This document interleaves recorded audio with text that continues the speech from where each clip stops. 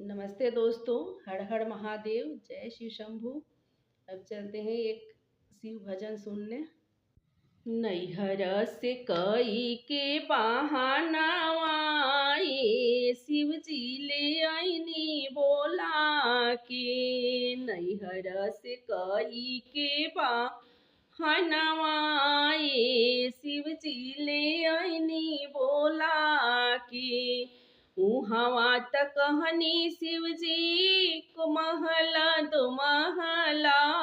उहवा तक कहनी शिव जी महल दो महला बाटे।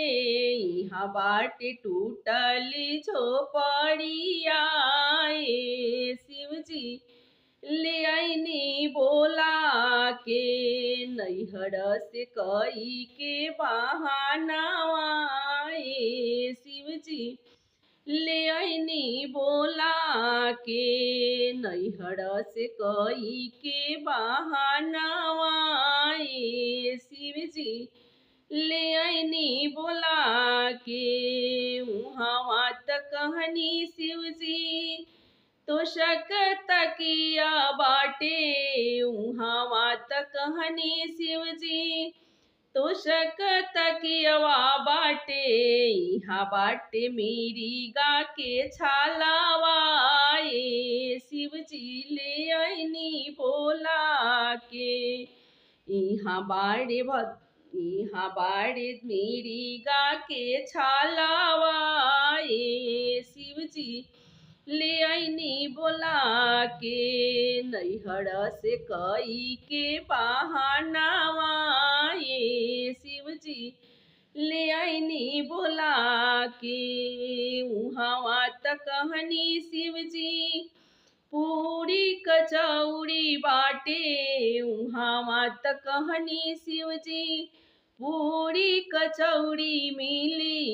यहाँ बाड़े भंगिया के गोलावा ये भोला ले आईनी बोला के। यहाँ बाड़े भंगिया के गोलावा ये भोला ले आईनी बोला के। नैहर से कई के बहानावा ये शिव जी ले आईनी बोला के। उहवा तक कहनी शिव जी हाथी से घोड़ा बाड़े। उहवा तक कहनी शिव जी हाथी से घोड़ा बाड़े। यहाँ बाड़े बासाहा बैलावा ये शिव जी ले आईनी बोला के।